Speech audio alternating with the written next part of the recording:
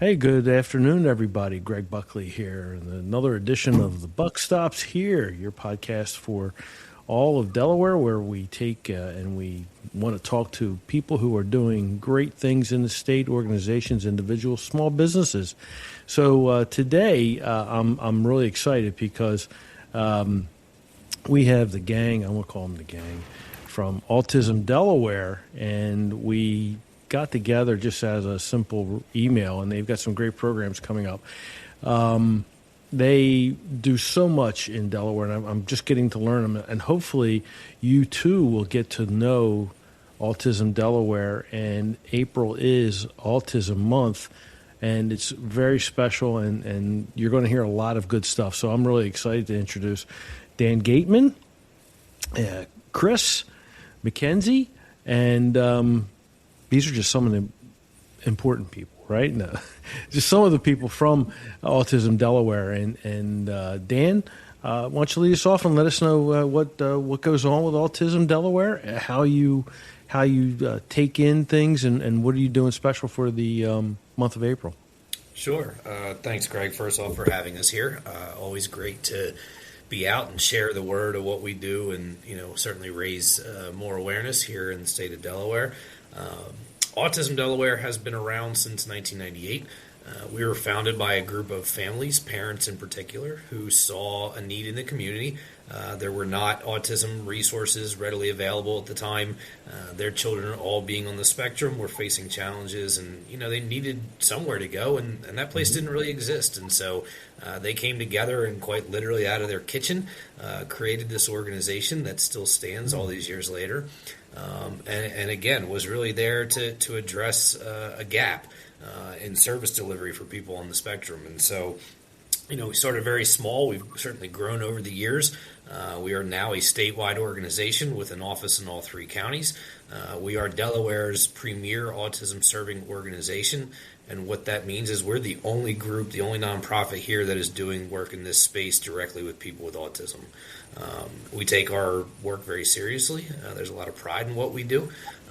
And our goal really is to make the world a better place, starting here in Delaware, for people on the spectrum, and by extension, their families.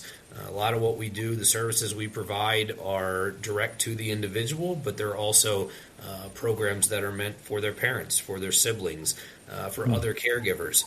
Our goal really is to create an inclusive world for those that are on the spectrum. And that means, they need support from all over the place, people on the spectrum and not. And so, our goal, again, is to create an inclusive environment, whether that be at school, at work, in the community. We're really here to make, all aspects of their lives easier to manage and to answer questions when those challenges arise.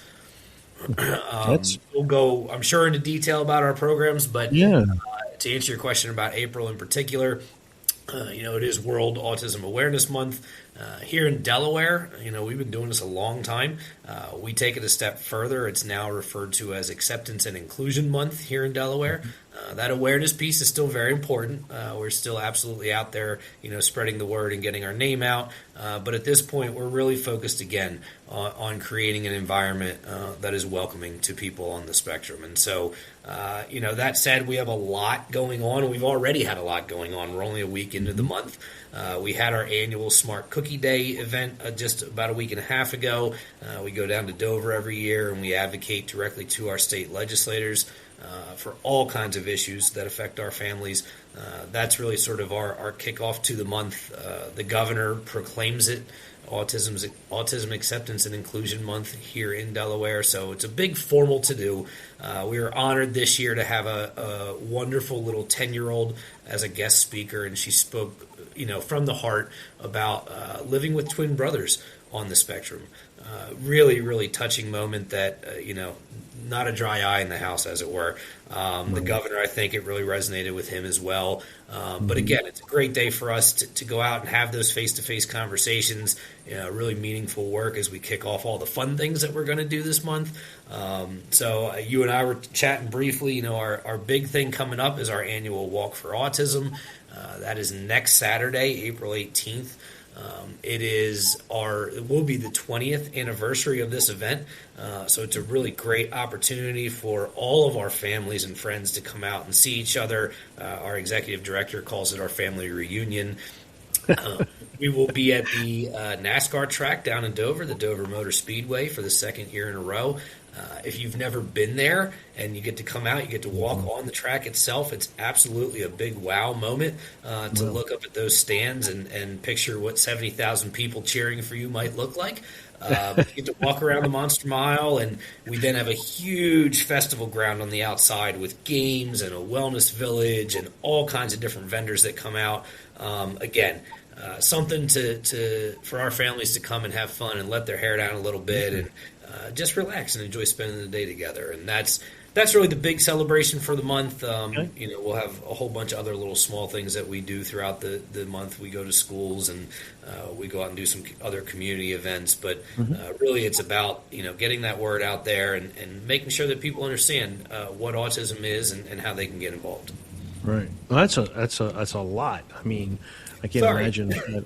That's okay. I mean, Chris, what's your role in Autism Delaware? What do you do for the organization, and how have you come up into getting yourself involved in such a wonderful organization? Sure. So, just to echo Dan, thank you for having us on your show. We appreciate getting the word out on what we do. I'm the development manager for Autism Delaware. I've been with the organization almost 14 years. We're coming up on that, my anniversary there.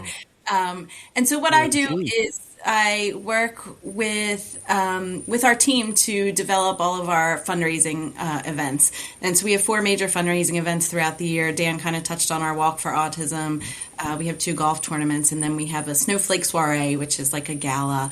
And, just kind of getting local businesses involved as sponsors in that and showing how important our work is within the community. So to go back a little bit, the prevalence of autism right now is 1 in 31.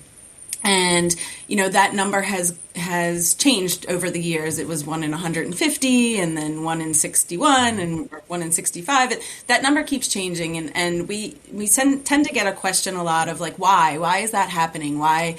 I think what a lot of people need to understand is that the early intervention is starting now. It's starting much earlier than it did 10 or 20 years ago.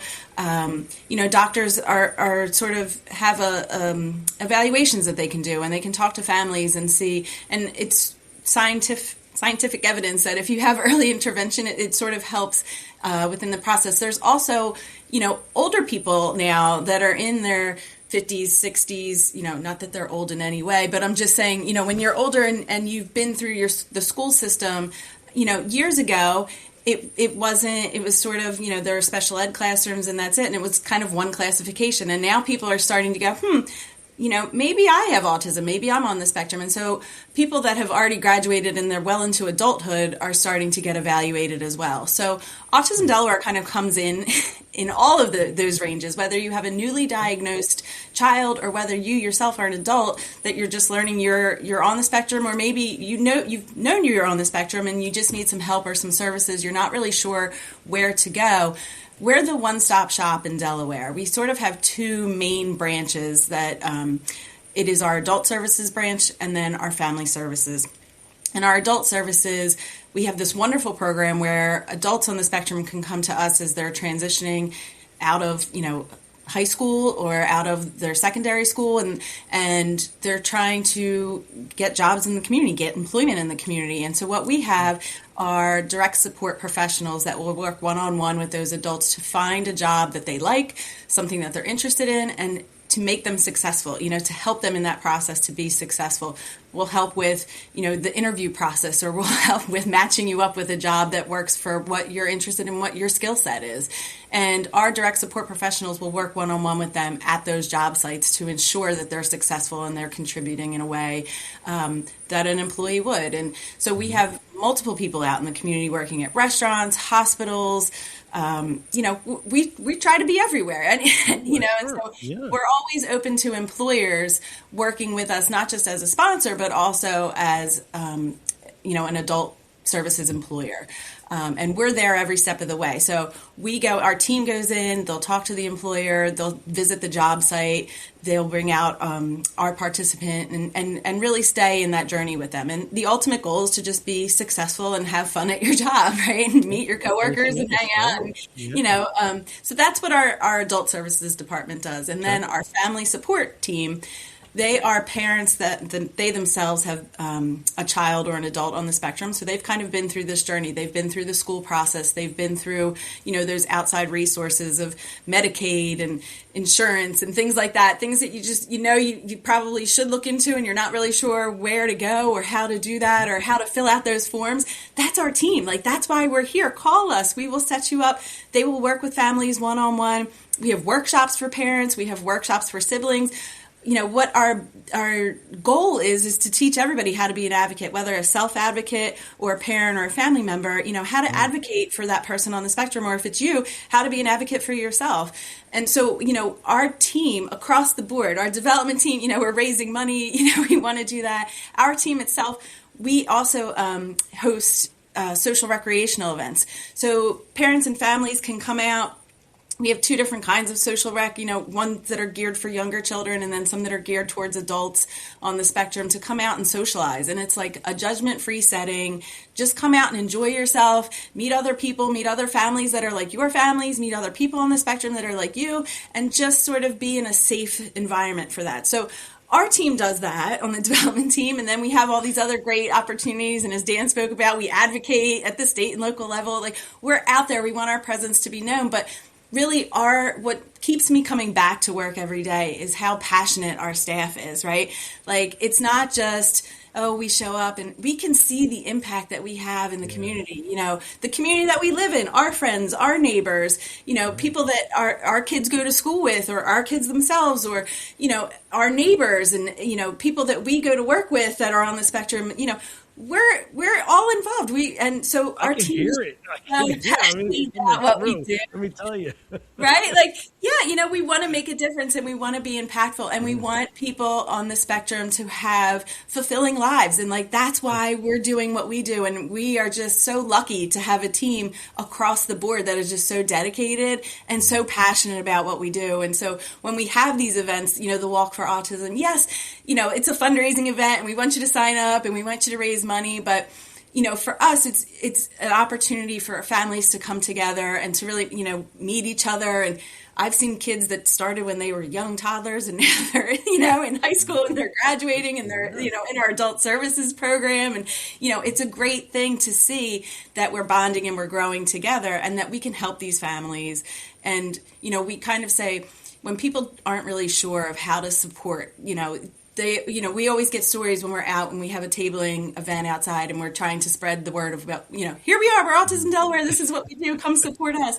When we talk to people and they go, oh, I have a family member on the spectrum, or I have a neighbor, I'm just not sure how to support them. That's us. Like, that's how you support them. If you can contribute to our organization, we have all these vital programs and services throughout their lifespan. So it doesn't matter how old they are, if they're a child, if they're an adult, we're there to help them. So by supporting us financially through that donation, we're helping everybody that comes to Autism Delaware and utilizes our programs and services.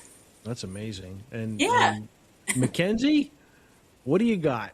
We've heard a lot now, so fill us in. What do we got? Where do you fall? What is your role in this organization? I'm kind of like Grand Central Station. I try to connect our community to not only Autism Delaware services, events, advocacy issues, but also things going on across the state, because we do what we can, but we can't provide everything. So I also help provide information on services that we don't provide, that we have friends in the community that do, or events that, we're not holding, but here's another place that you can go that's autism friendly. And that has grown over the years. We've seen more and more places, more and more people holding and hosting events that are sensory friendly for people in our community. And it's heartwarming to see. But it's also neat to hear from other people that, hey, we started this because we saw that you do this. how can we get involved? How can we do this? And I think that's really where my role comes in, is not only promoting events to people that are going to go to it. Yeah, you know. Okay. And what other organizations that you approach or that you see kind of complementing what Autism Delaware does, or maybe like that partnership that, hey, if I can't, you can, and here you go. Can you name any, or are they just somebody that you just reach out to? So I think the best way to answer that question is to give a little detail as to how our family support team works. One of the things that they do is, if what an individual or a family needs is not a service we provide, then part of our role is to serve as that resource hub. So there are lots, to answer your question, places that we work with or refer to. Certainly in Delaware, there's a great hospital system, a couple hospital systems here, Nemours in particular, and the Swank Center that work, with kids with autism. We work very closely with them. We work closely with Christianicare. So the medical community here in the state is certainly a part of that conversation. There are other organizations that do similar work. There are places that do some of what we do, not all, and vice versa. So sort of it's a combination of what the family is looking for. Certainly with autism, there are a number of different therapies that an individual might need. That could be speech therapy, behavior therapy. There's a lot of different types of things that a person has. And, when you land on the spectrum, you are one of many different looking individuals, meaning your challenges and your successes are going to look different than the next person. We don't offer a lot of those behavior speech type therapies. So if a family's looking for something like that, we would certainly refer them to the right place. There are a number of them that we work with. But I think really our goal at the end of the day is to find out from those conversations that we're having what kinds of resources they are in need of, and then making sure that we give them a few options. We're always very careful to not just refer to one singular place. We tend to give them a menu. Here are 3 or 4 different therapists that might provide the thing you're looking for. We are not partisan in that sense. We're not partial to any one particular group. We want to make sure that what we recommend for the family is in the family's best interest, and often, again, that will include giving them options. I should also note, in saying that, one of the things we have that we offer to the community that anybody can take advantage of is our resource directory. If you visit our website, there is a sortable plugin that we have that you can look, whether it's in your county or the type of service that you need, and we have hundreds of service providers listed in there. And that, I should mention, does not just include medical providers or therapists. The story I like to tell people often that me, as somebody who's not on the spectrum, never thought about until I worked here was, what if your child is on the autism spectrum and needs a haircut? Most of us take that for granted, right? We go to the barbershop, you go to the salon, you wait for a few minutes, you get your hair done, and then you leave. Well, if you have high sensory needs, and one of them may be not being able to be touched by somebody, how do you get a kid to sit still for 20, 30, 40 minutes and get their hair done? And that's something that, again, we take for granted in this world, that we just go every couple weeks and we get touched up and we look great. But that might not be something that everybody can do. And so listed within that resource directory are places like that. There are other forms of businesses that provide direct services to people that we have vetted. Our family support team goes through and they will talk to these companies and make sure what they're doing is appropriate for our community. But they're there so that, again, your day-to-day needs, not just the medical side, is also taken into consideration. Yeah, I can relate to the haircut thing because my great-nephew, he is on the spectrum.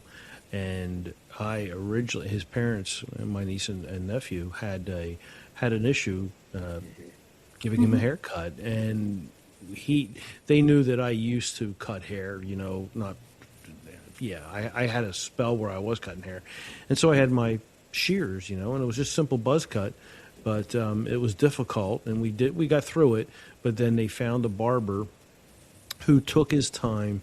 It took months to get the young man, situated and settled in enough to have a haircut, and then before you know it, it was not a problem. But it was that period of time where gradually there had to be acceptance and had to be comfort and all of that, and so that's a really, really great example because it is difficult. I mean, it's difficult enough to have, to get a haircut when you're that age, but to have, to be on the spectrum like that even amplifies things up. So that's amazing that you have all of that resources that are available. Now, if I could, how do you do you answer parents' questions like, is my child autistic? I mean, do you have that kind of the most basic of resources available to say, hey, you want to go here, or is that something that the medical profession goes first and then they come to you, or they can come to you for an answer and then be guided into a resource? Yeah, so that's a great question. We do not diagnose, so that very clearly that is not something that we do. You need to be diagnosed by a medical professional, number one, to take advantage of other resources in the state. Once you're in school, you also need an educational diagnosis. So obviously those are going to be done by professionals that are trained in that particular area, right? But to the second point that you made, yes, once you've received either of those two diagnoses, typically what happens is, and I think Chris alluded to this, families come to us when they don't know what to do next. Doctor may give you, child is 2, 3, 4 years old, and they say, this is what we think is going on, and you're probably going to need these 3 or 4 things to get by. They're not necessarily telling you where to find those things. They may have people that they can refer you to, certainly, but that doesn't necessarily answer every one of those questions. And so part of what the family support team, again, they have what's called family navigators on staff, and that's exactly what their role is. They come in and they serve as almost as like life coaches for somebody on the spectrum and their family. They're there as guides to, to be there on that journey, to answer those questions, to make sure that you're following up with the right people. So yeah, we don't do it ourselves, but that is a part of the conversation that we will help guide you through to make sure you're getting to the right place. And then, of course, once that diagnosis takes place, and there are then resources that can open up, and there's other things that might happen at that point, different therapists, again, that you may go see. That's the part of the conversation that we can help sort of walk them through and make sure that they're going to the right spot. Sure, and I think it's important to kind of note that, everybody on the spectrum, as Dan kind of said before, when you are diagnosed with autism, it presents itself differently for every person. So you meet one person with autism, you've met one person with autism, because it doesn't present the same way in everyone across the spectrum. We call it a spectrum for a reason, right? So what we're there is to listen to the family, to see what their needs are, and to help them. We're not endorsing, as Dan said, we're not endorsing any specific, other organization or entity, but we're there to say, hey, this is what you've deemed important right now, and here's where you can get some help, and here's the opportunity.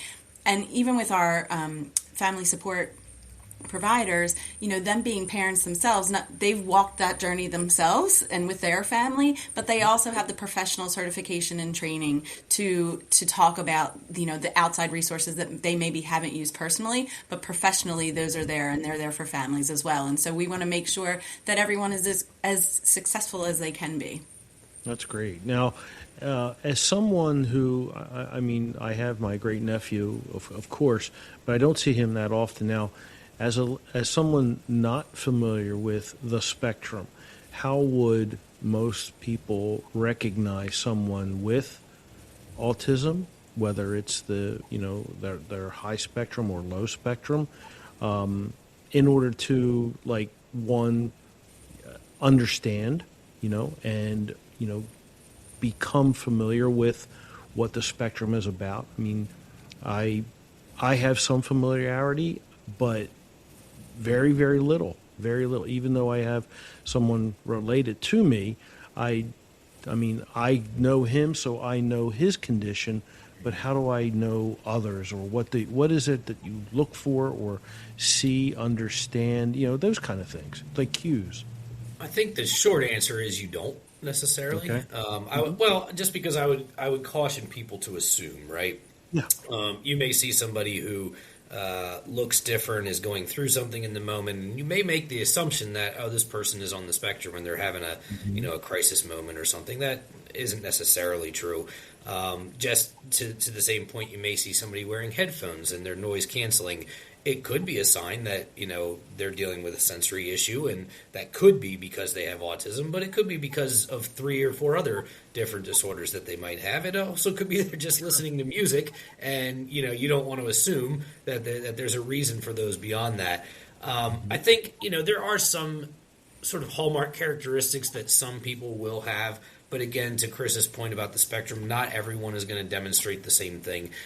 So while you might see some facial things that some folks on the spectrum do carry, again, it's not the same across the board. And you mentioned, the concept of sort of a high or low position on the spectrum. That doesn't necessarily have any indication on physical appearance either, right? That's mental capacity and the ability to communicate. And so I think what I would suggest, as opposed to trying to recognize somebody on the spectrum or looking at somebody and making an assumption that they're on the spectrum, is to broaden it slightly and look at people as being neurodivergent and just simply saying, this person might be different than me, and I don't necessarily know what it is, but if they're willing to talk about it or open up, I can ask that question or I can offer to help. Because again, one of the other things with autism, there are a lot of comorbidities that exist with it. And so depending on, again, what is being shown in that moment, you might get more than you think you are, or less for that matter. But yeah, I think it's more about communication. It's about understanding people rather than it is, I see a kid being loud or disruptive, and I'm just going to assume that they're on the spectrum or something like that. Okay. Well, that's important, because I think, personally speaking, and I don't think I'm alone here. It's everybody trying to understand the correct description or language to use, and that gets people to, kind of like understand. Like, I would agree. I think the challenge, though, is I think we err on the opposite side, meaning I wouldn't want, there's still stigma out there. There are still bias that exists around people being on the spectrum. And I think too often what happens is I see somebody, I make this assumption. I have now tied in my mind that behavior to autism. Good, bad, or otherwise, you're still making an assumption, and we know that bias can be positive, right? We always say bias when we think negative. Bias can be positive, too. In this particular case, I think, again, I don't want to label somebody if I am not the authority to give that label out, if that's, because I don't want to further. That's what I'm saying. Stigma. There's neurodiversity. That's a word that I literally just came meeting you guys as a neurodiversity. And then you have sensory perception. Is that what sensory? Okay, those. I understand. You can say neuro, brain, sensory, sound, audio. But what does that mean? Like they don't hear, or they don't understand. They don't grasp what's going on. I'm glad you said that the way you did. Because one of the things that we like to point out to people is there are 5 senses, right? Yeah. And so that's one of those things right there that, we think about sound and the headphones. You see the noise canceling headphones, and they're big. They look like air traffic controller headphones. They tend to stand out when you see them, right? But sound is just one of our 5 senses. And as we talked about with the barbershop, touch is another one. Flashing lights.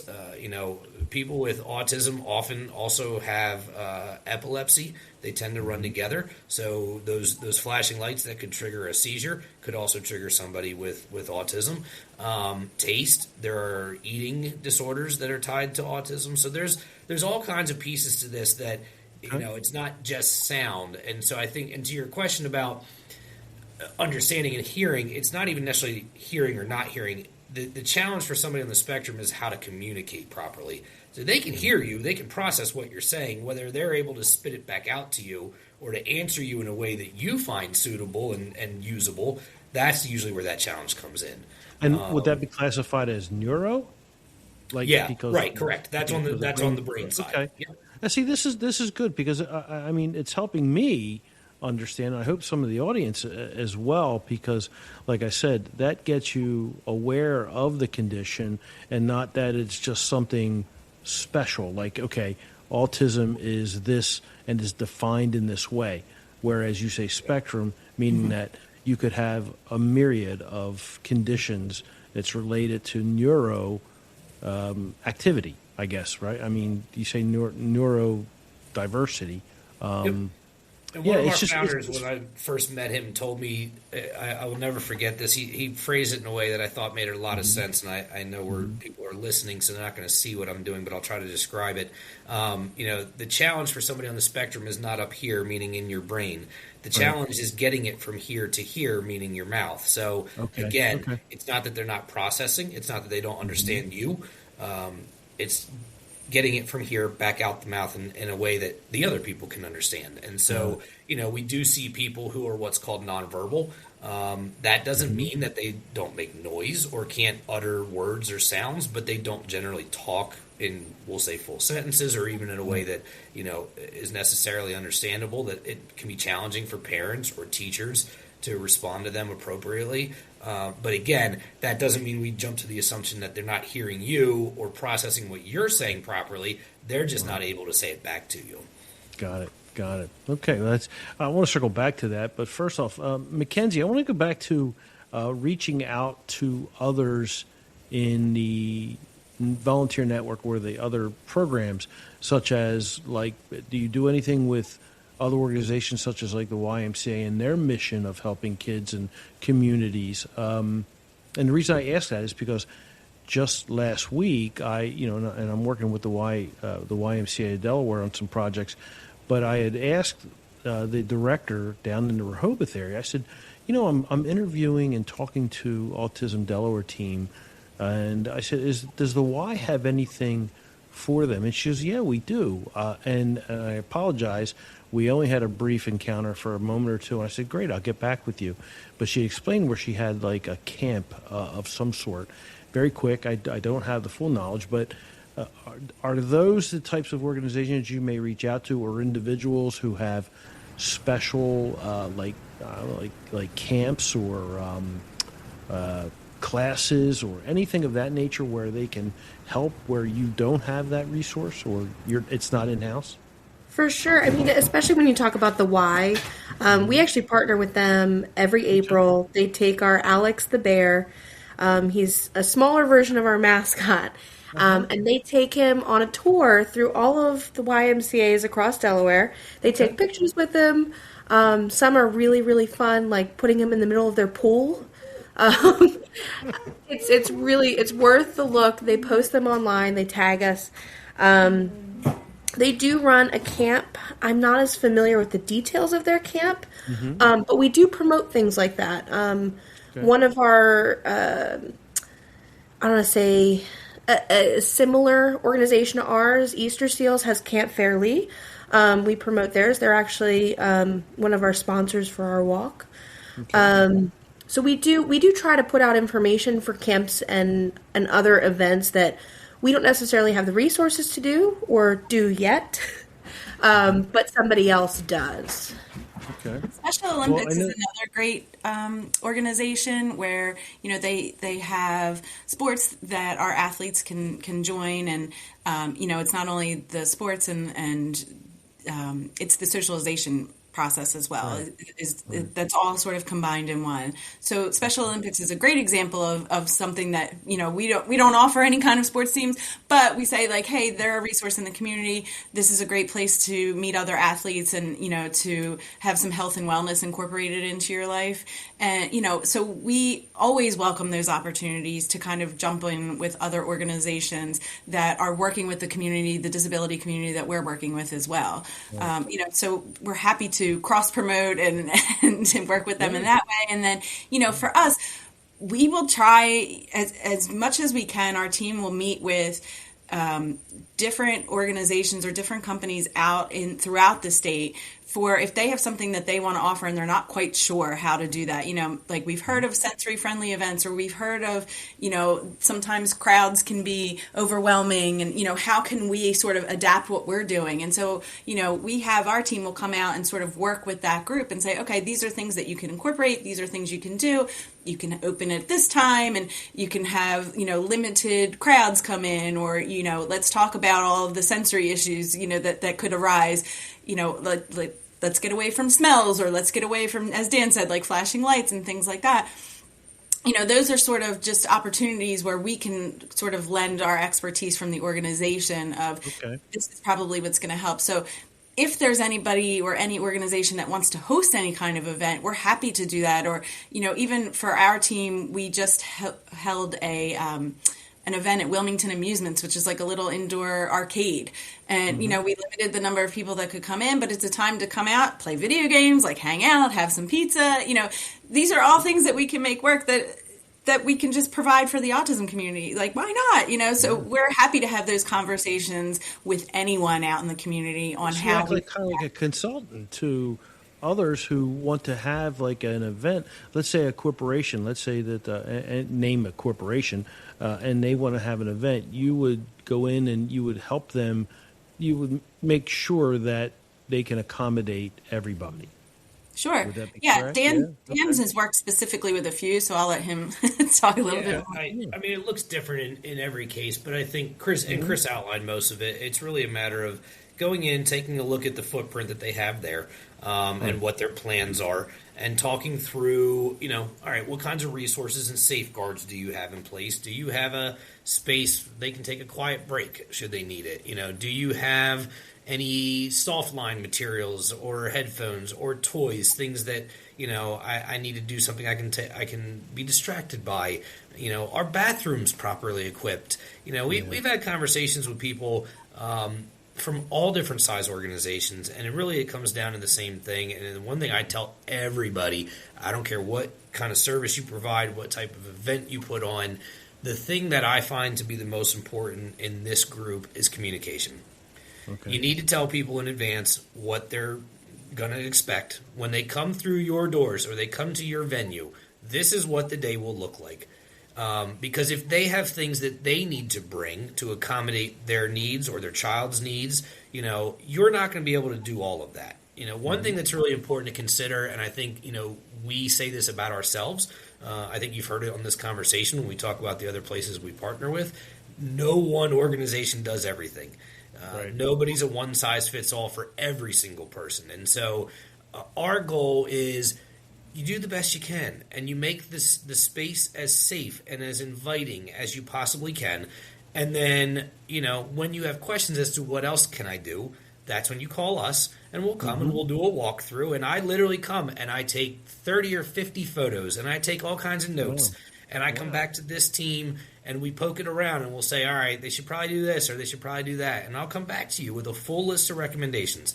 Some of those might include having our staff literally come and help run that sensory room for you when you do it. Sometimes it's just better to have the people who know what they're doing to come be there with you. It doesn't mean we can do it all the time, but we want to offer. Let me rephrase. Our goal is to help, whether it's something we're doing or something an outside group is doing. We want it to be as safe and enjoyable as possible, because at the end of the day, our job, again, is to make the world around us better for people on the spectrum. It doesn't mean I have to run the event.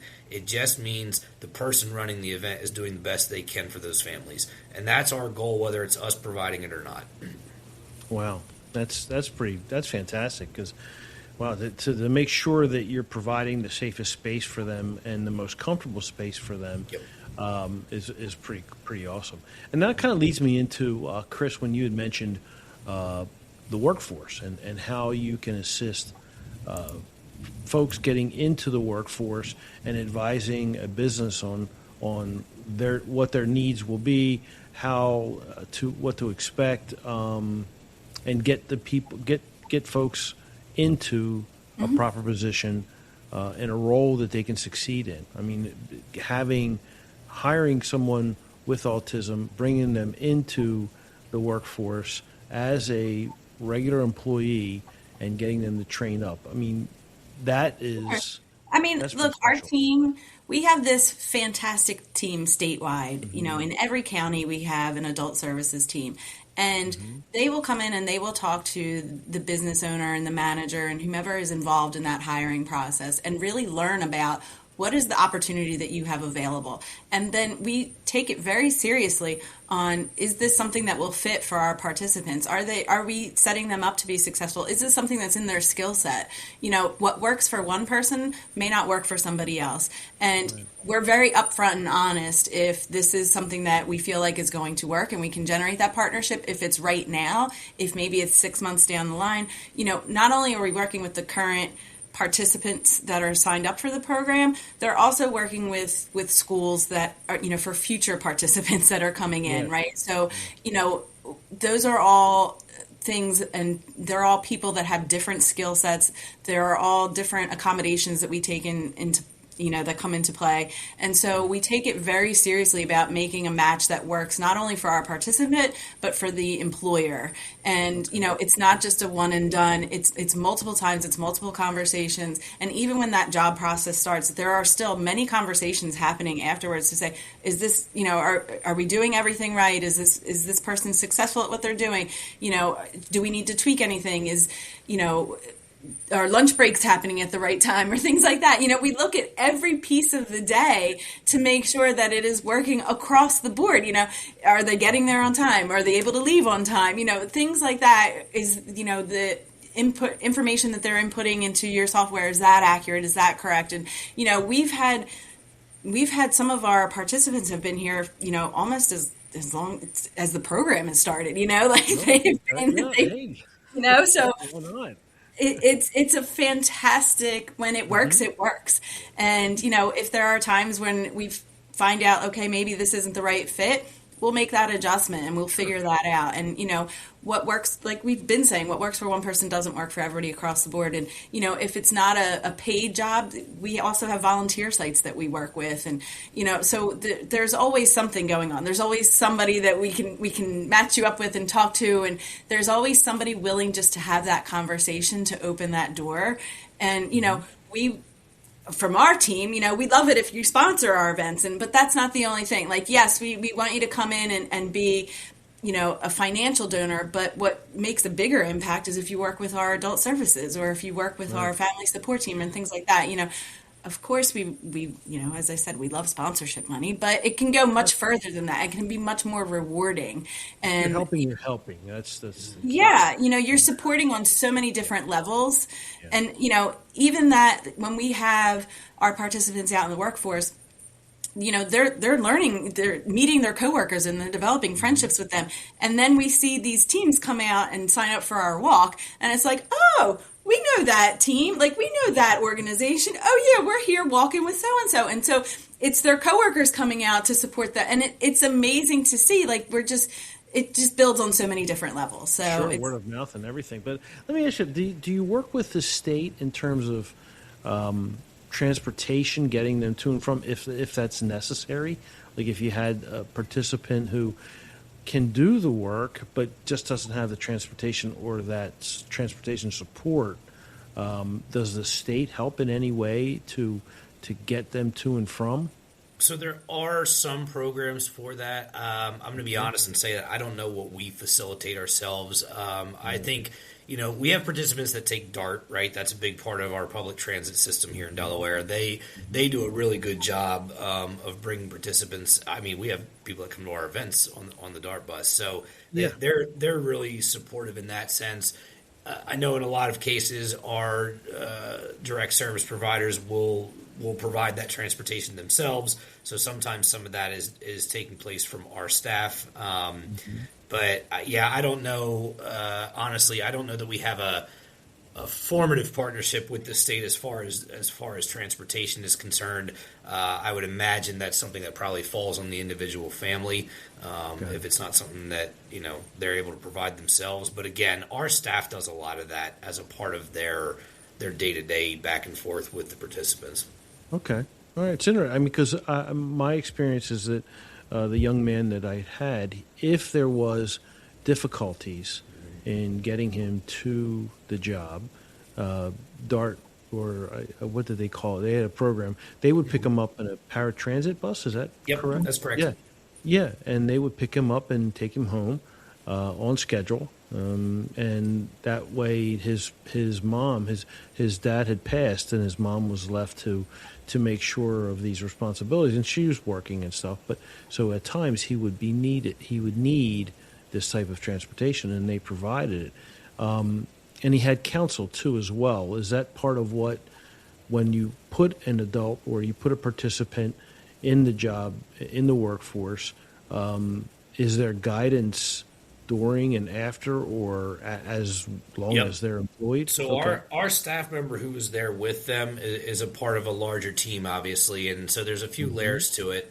The person is there with them every day, and they go, as Chris said, they'll go and vet the job site in advance. But our staff member, quite honestly, learns the job right alongside the participant, and they're there to support them every single day. And so, it's the hands-on tasks itself that the person is doing at the job, but it's also making sure you're taking breaks correctly. It's helping with, again, communicating with your coworkers, with your supervisor, making sure that your needs are met. Are you going to the bathroom properly? Things that you may, whether it's a communication issue or just it's awkward. I don't want to talk about this with people I don't know. You have that person there from our staff that's there the entire time you're working to provide all of that. And then again, at the leadership level, there's county coordinators and then there's a director who, each provide that sort of hands-on oversight to that staff. And so if they need another person to come and get involved, there is another layer there that can help with that. I do want to add to something that Chris was talking about that's important here. With somebody who has autism, you'll hear a lot of people say that they are not disabled, they are differently abled, which I like. And I think when we're talking about workforce development, that's a really important thing to keep in mind. And I say that to say employers who are out there who hear this and think, I don't know that my job place is suited for somebody on the spectrum. I would say to you that it's worth having a conversation with our staff. We partnered with a company a few years ago. They are by design a large factory, big warehouse floor, lots of machines, lots of noise. And the very first thing they said to us when we brokered this conversation was, I don't know that we're really suited for somebody on the spectrum. It's way too loud here. They'll never be able to get anything done. Don't people with autism, they have hearing things, right? And that was kind of the conversation. And we all kind of chuckled to ourselves and we're like, let us decide that. Let us come in and look at what you got going on here. And I will just say, we've had somebody employed there for almost 2 years now with no issues. Again, they have a job coach that's there every day. They have somebody that's been in touch with the management of the organization. But to everybody's surprise except ours, it worked out really well to have that person there. And so, again, we will, as Chris said, try to match the person and the skill set, but also their sensory needs to what the job site is. So I really want to hit that home that, these guys are available to work and they're available to work just about anywhere. Let us find the match part. Don't assume that just because you have, heavy machinery or a lot of noise or you're outdoors or whatever it may be, that precludes our people from working there. That's very important because it's the biggest question mark you're going to have is, hey, I have this environment. I don't think anybody can work in here unless you're 100%, and that's not fair. And that's where you come in and you say, hey, well, time out here. Let me take a look at this and then come up with a solution. And if there are needs for adjustments, then let's talk about how we need to adjust and what we can do. Because right now, most places are looking for some kind of assistance in some capacity, and the need for quality employees and loyal employees. Like you said, for 2 years, you've had someone in this position with that company, and that's fantastic. That's what every employer would want, would be somebody who is loyal. Absolutely. They can retain and they can perform and get their job done. So that's I have a good friend who works at a car dealership here in the state. He's been on the program a long time. We all love him. And I've had the pleasure of actually going out and watching him work just to experience this program firsthand. And we did some film work with him, and we followed him for a day. And I'll tell you, his primary job, is to file car loan paperwork. And some of these places that still keep a paper copy of the contract on file or whatever, right? And there's a giant room in this building with file after file after file. Right. And he knows every single code. He knows where on the shelf every folder he's ever touched is placed. He can go in there and he knocks out an entire cart of folders in like an hour and does it without blinking. And I stood there in absolute amazement watching him. His job coach is hands off. She just sat there and kind of did this. And she's like, oh, no, he's fine. Let him go. And I could not believe it. And I said to him, I said, do you know every single one of these? Do you remember wherever? He looks at me, and it was almost indignant. He was offended that I asked him that. He looked at me and goes, yeah, I know all of it, and went right back to work. So, again, this is what we want to celebrate, right? We're That's laughing great. now, but Yes, it's absolutely. awesome when you see that take place in real life and realize how powerful it is to give somebody that kind of opportunity. Yeah. The pride that you take to be able to have a job and be fulfilling and a reason to get out of bed every morning, right? Like we all take that for granted, but these guys do not. And it's a really great program that, again, we've run for 20 plus years. I really do encourage people to ask and reach out, because it's a great, as Chris said, a great way to partner with us and to partner with your community. And also, you get a really good, effective employee out of it. Yeah, you really do. It's a win-win for everybody. Yeah, you make the person feel. I have had the pleasure of just talking and interviewing. My experience of being out in the public and doing what I do since the age of 8, I've had the pleasure of meeting so many wonderful people and so many wonderful organizations.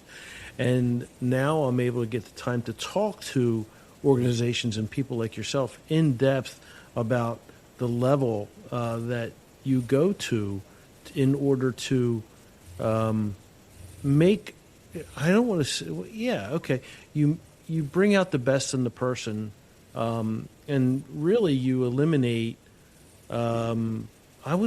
is prejudice the right word? Or I should say, you make people aware of how good that person can be.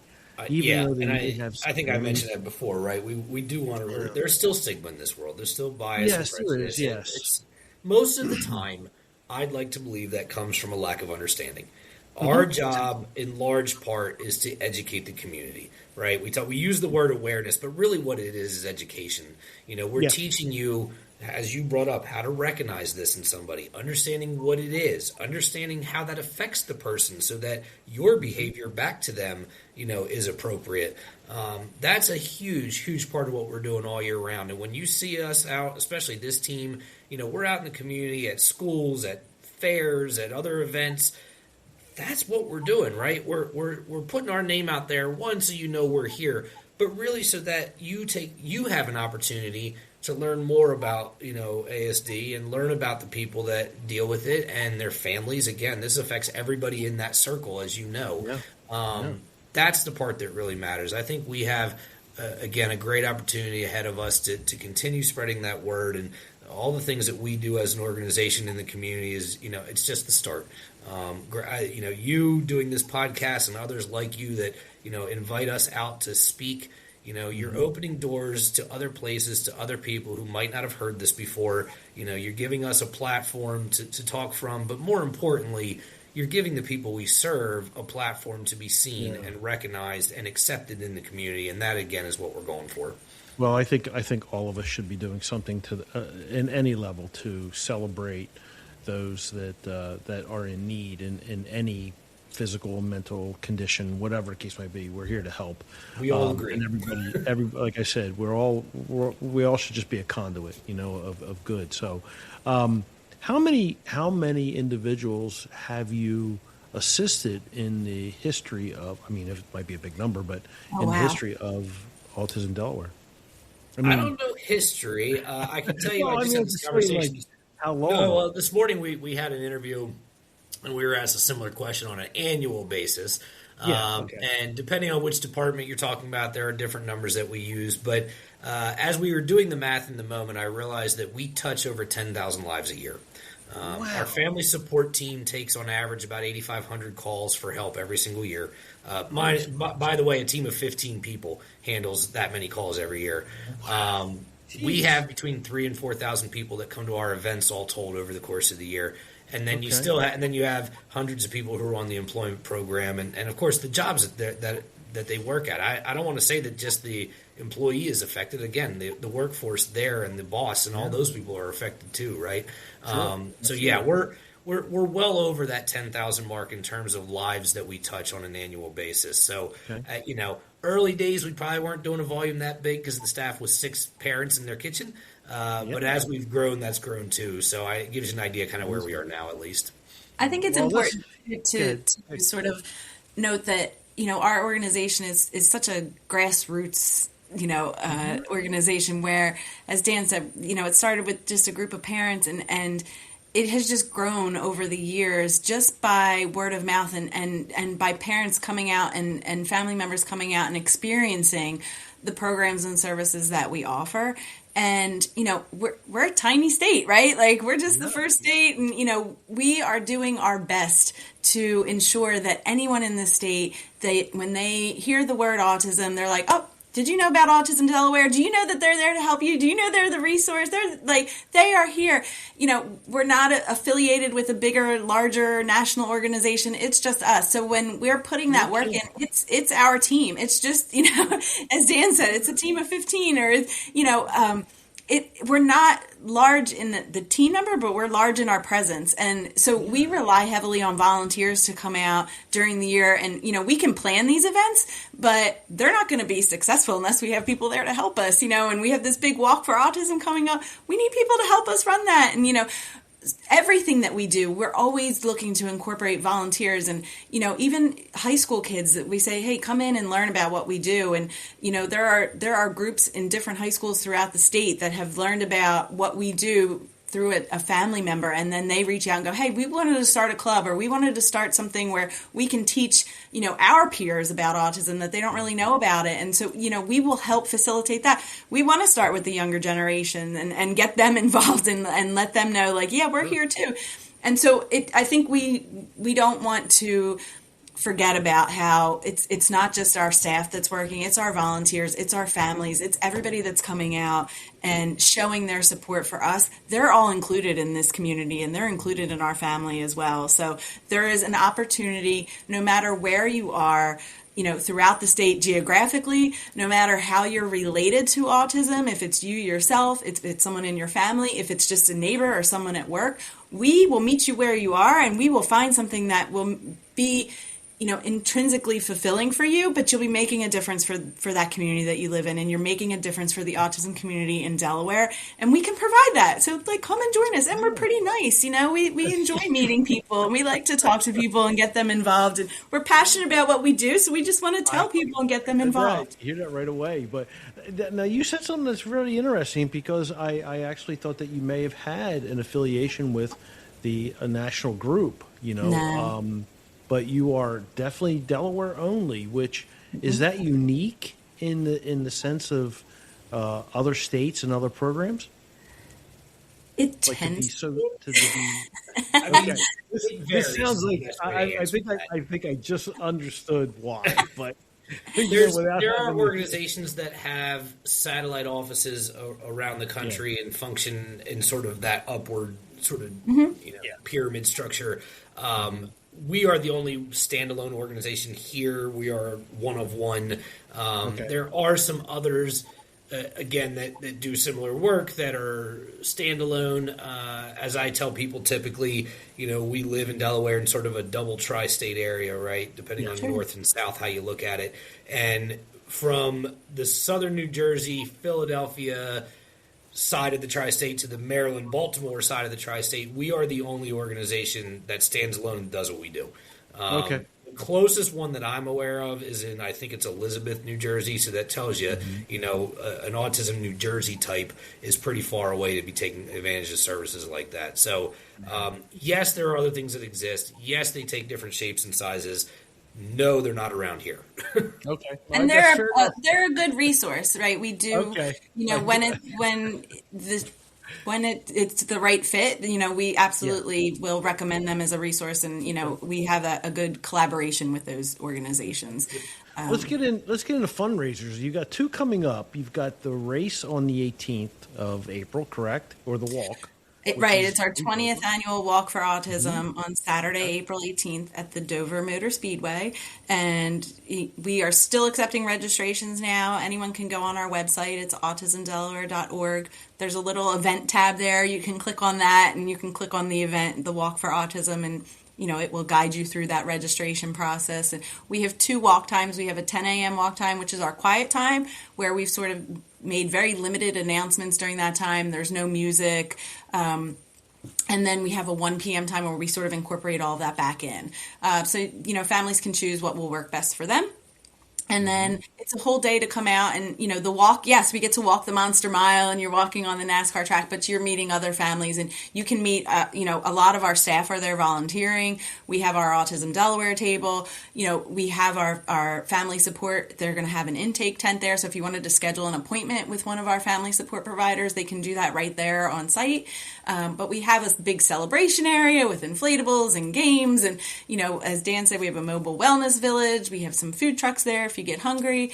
But it's a safe time for you to come out in a judgment-free setting and meet other families and meet some staff members from Autism Delaware and really, just enjoy yourself. And we're hoping for sunshine and warm weather. We can plan everything. We can't plan the weather, but as it looks right now, it's going to be a beautiful day. It looks pretty good. Pretty good. Yeah. That's great. So, and then the golf tournament is May 15th. May 15th, Friday, May 15th, we are at Southern Delaware Golf Club. Yep. It is our inaugural Autism Delaware Classic. So we still have a few openings for some foursomes or some twosomes. But that's also a great day. We invite people to come out and play a round of golf with us and just support Autism Delaware in the way that they can. Now, are there vendors at each of these events? Like, will you see more than just like banners or flags and stuff like that? Do you have actually on-site vendors too? So we do at the walk. We have two 20 by 40 sponsor tents. So our sponsors come out and they have their tables set up with all the information about their organizations. And then we also have a 20 by 40 autism services area tent, which are those organizations that families are going to talk to at some point in their lifespan. And it's resources right directly within the Delaware community. And so we have them set up so you can talk to their representatives as well. And then, now, here's a question for you. Does Autism Delaware go out and put a booth into other festivals? Absolutely. Okay. We absolutely do. Yes. Okay. All right. And we invite you to call us. Yes. Well, then I have a connection for you. You will want to be involved with this amazing couple here. They do the Delaware Seafood Festival. I'm going to make sure that you have a special location with these events. And the first state festival is June, and the Delaware Seafood is September. And I know that it's Ryan and Nicole Stevenson. I've already told them about you, and I didn't know you did this, but now that I know that you will go to their festival, absolutely, you're going to have a spot there. And the Delaware Seafood Festival is an amazing event that's down here in the Rehoboth area. It completely sells out. There's umpteen zillion people that come through. And it would be a heck of an opportunity to get you. Sign us up. Yeah. I'm going to get you there. Don't worry. Ryan and Nicole, I know they're going to be listening. In fact, when I'm done, I'm going to tell them, listen, you got to find room. I don't care where they're at, find room. And for Autism Delaware. So yes, we would love that. We would love that. We did the Sea Witch Festival this year. This was our first time we walked in the Sea Witch Festival. Yeah. So, we are happy to come on out and bring our staff out and share, all the good things that we're doing as an organization. That's great. Now, what is that is the walk like the biggest fundraiser for you, or what might be your, what might be your biggest type Yeah, of, the walk the absolutely is walk our biggest okay. community Okay. fundraising event for sure. We also host our Snowflake Soiree, which is at the Rehoboth Beach Convention Center. That's more of a gala type event. That's in December. People can purchase tickets. We have local food vendors that come and they donate serving size, tasting portion size of their meals, and we kind of line the room with our vendors. We have a silent auction, we have a live auction, we have a great band that comes and plays, and then we have a program about what we do and how the donations and how all of the funds fuel our mission. And so it's a great time to come out, let your hair down a little bit and have a good time. But it's again, it's staying within the Delaware community. It's staying at Autism Delaware, and it's fueling and funding our programs and services. Okay. Now, one kind of final thing, I wanted to draw back to the employee thing because as I send this out, I know that we hit a lot of people from all types of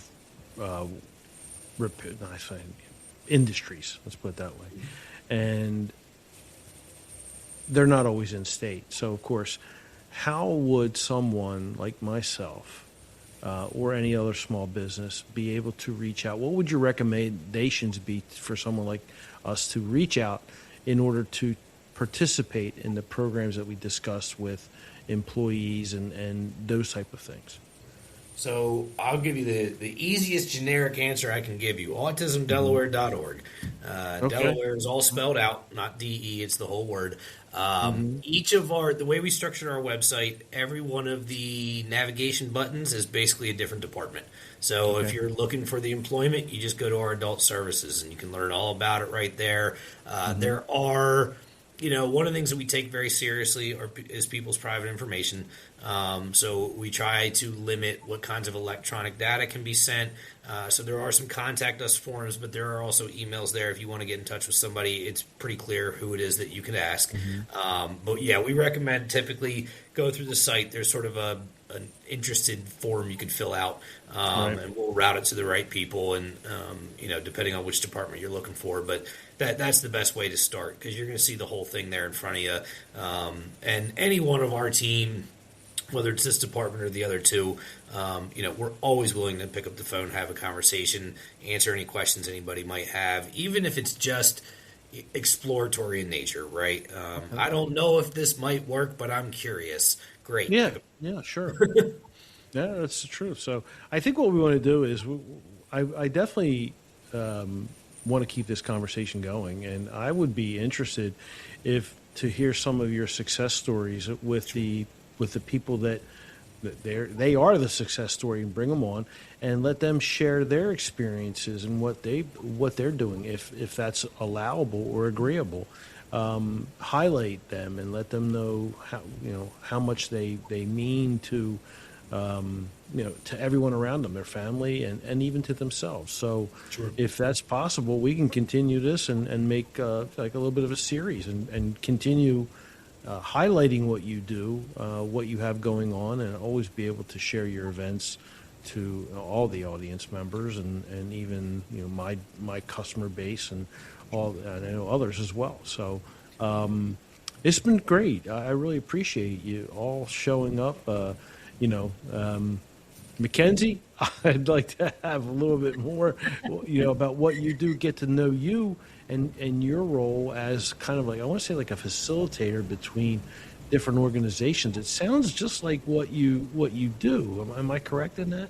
Kind of, sort of. Any communications you see come from Autism Delaware is at least touched by me in some way. Right. We have a monthly e-newsletter that I think is, if you're going to subscribe to anything from us, whether it be our socials, which we're active on socials, or this newsletter, I highly recommend it. If it's the only thing you can subscribe to. It comes out once a month. It's called The Sun. It has articles written by people in the industry or people in the community. And then also it has every single event that either we're putting on or people in the community are also putting on. So it's just kind of a hub every month that tells you what's going on in our community. Okay. And you can join that by going to our website. And the website is, again? AutismDelaware.org. Okay. All right. And what would be, and you have a full Facebook page, of course. Yes, we're Autism Delaware on everything. We're on Instagram, Facebook, LinkedIn. We do have a TikTok page. We're not as active on that yet. But we are up on socials. The biggest thing that we're doing right now on socials is we have a Walk for Autism dance challenge. So after you sign up for the walk, if you want to go do something while you wait, you can go up there. Yeah, you can check it out, do a little dance. It's to Walking on Sunshine, and we're also going to do that at the walk. So you can learn it and do it there. There you go. How about YouTube? Are you doing it on YouTube? Not yet, but we will be. Okay. We do have a YouTube channel. It hasn't been, we'll say it hasn't been curated recently. I got you. It's a lot to keep up with social media, but I have a lot of practice in it, but it's a full-time job sometimes, you know? So. Oh, yeah. We're lucky we have Kenzie to do it. There you go. Good job. Well, you get more content, all the better. It helps out. It's just, sometimes it's really just tedious, you know what I mean? Just really difficult to get. Oh, yeah. It's so important. So anyway, hey, again, Dan, Chris, Mackenzie, thank you so much for coming on today and being part of the podcast. Can't say enough, and I hope that our audience has learned as much as I have in talking and hearing you all today about what Autism Delaware is about and how you are unique to Delaware. And that, to me, is a big takeaway. It brings, I think what it does, it brings a little bit more pride to saying, hey, look, this is a Delaware gig.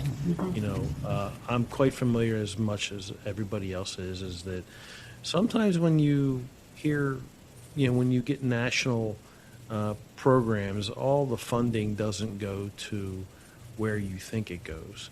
And I always like talking to people who say that you can hear that your heart and soul is into this project, and it's beautiful. It really is. It's wonderful. So I want to do this again. This is wonderful. I hope to be able to help out at some point. The race, again, I'm going to look. I'm going to look at the calendar, but again, it's April 18th at Dover Downs Racetrack. Am I correct? Yes, April 18th at the Dover Motor Speedway. All the information can be found on our website, autismdelaware.org. And, you know, thank you. We really appreciate you giving us this platform and this opportunity to have this conversation with you. And we welcome all of your listeners. You know, if you want to get involved and you're not sure how, give me a call. Give Dan a call. Call Kenzie. You know, we're here. If you want to talk to our executive director, he's a real guy too, and he is happy to have those conversations. So, you know, it's great. We absolutely invite the community to come and get involved with us. Well, thank you again. I said it's a great little episode here. I love getting information, and I truly love learning more about what you're doing and all of the groups that help other people. It's just simply amazing. It just blows me away. But so glad that it does happen, and thankful for people like yourself who are taking the time to get the job done, to help where really help is needed, you know, and help another human being. So it's fantastic. So again, I want to say thank you in all ways, shapes, or forms. Appreciate it all, and we're going to do this again next time, okay? Great. Sounds great. All right. Thanks, Thank you. I appreciate it. See you now.